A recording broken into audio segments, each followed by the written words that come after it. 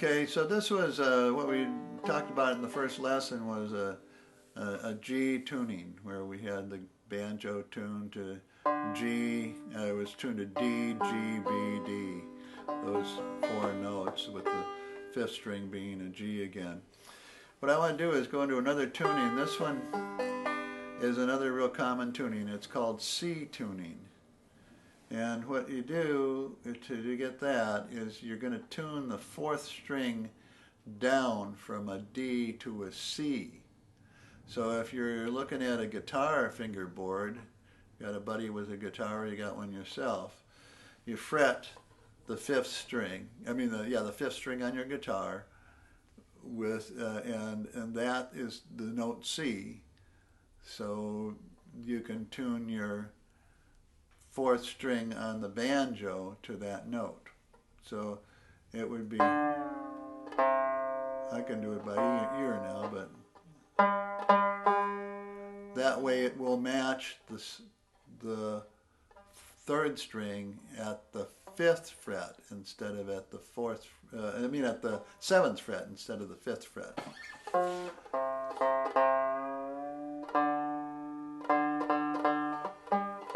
Remember when we were in the other tuning, we would put our finger at the fifth fret and that would match the next string. Well, now we're going to have to do it so that it matches when we've got the finger at the seventh fret. So it means we got to tune this down.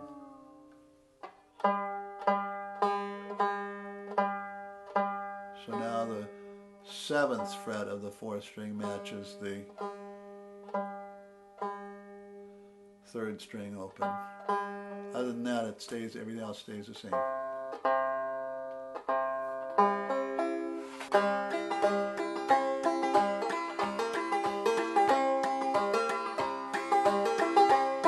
again, you use your little hammer on. All I'm doing.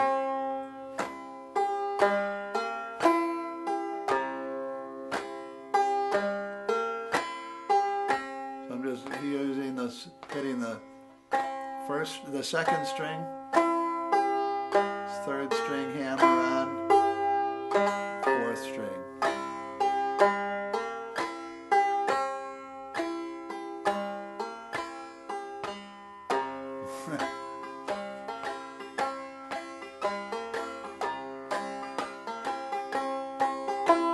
There's the first string now.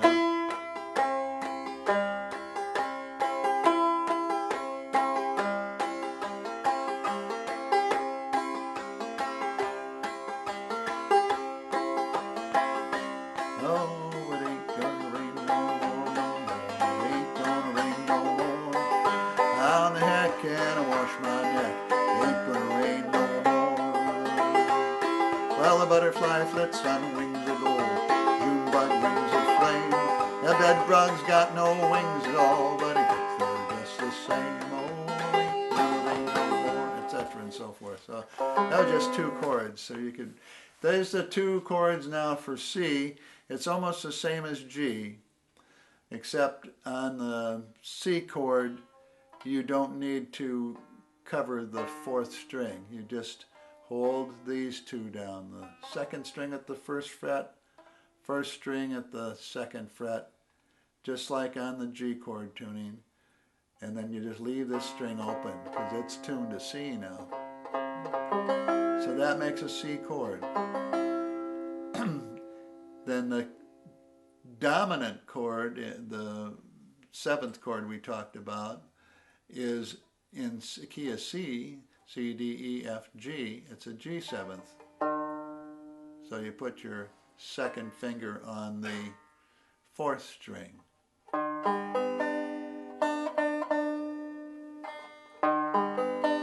Now to make it a seventh, if you want to get real, do a real seventh, put your little finger on the first string at the third fret. So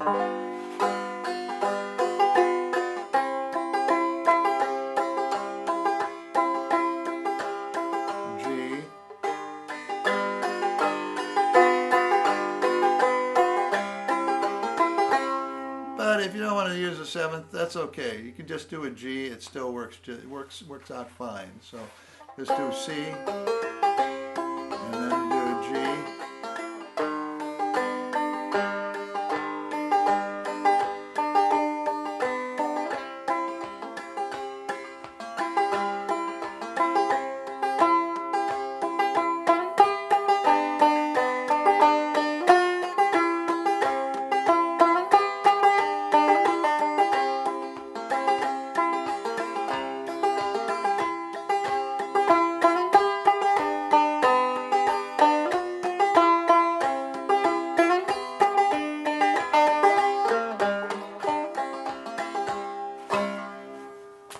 Now I want to show you one more chord, so you'll have all three of the main chords in the key of C then. And that's going to be an F chord. That would be this. Remember, C is the tonic now. Count up 5 to get to the dominant. So C, D, E, F, G is the dominant chord. And then the subdominant is going to be one down from the dominant, right under it, right? Subdominant. So that's going to be C, D, E, F. That's an F chord. And that is just almost like when we played the D 7th in G. Remember we had one finger there and one there? Yeah, first finger on the 2nd string, 1st fret. Second finger on the 3rd string, 2nd fret. And then your little finger is now going to go on the 1st string in the 3rd fret. So, and that now is an F chord. So that's your subdominant chord. So go to a C. We'll go to a D.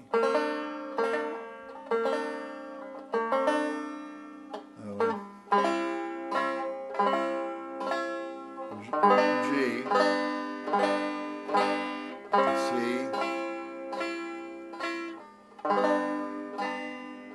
and if you use the fingers I told you, it'll be really easy because this one will be ready to go right down there, see? You don't have to move very far. You just put that down, pick these two up, and you'll have a G chord then. Here's C, here's G. Go back to C again. G. Now to get to the F, we're on a C. Keep your first finger where it's at. Put your second finger down on the 3rd string. And put your little finger, your pinky, down on the 1st string. Back to C. Keep your first finger where it was. Go to F again. You're going to keep your first finger there. Set your second finger down, set your little finger down, and strum. Go back to C. Now we go to G. You're going to set the second finger down on the 4th string, pick up the other two, and then go back to C again, like so. But just practice making those chord changes slow and easy.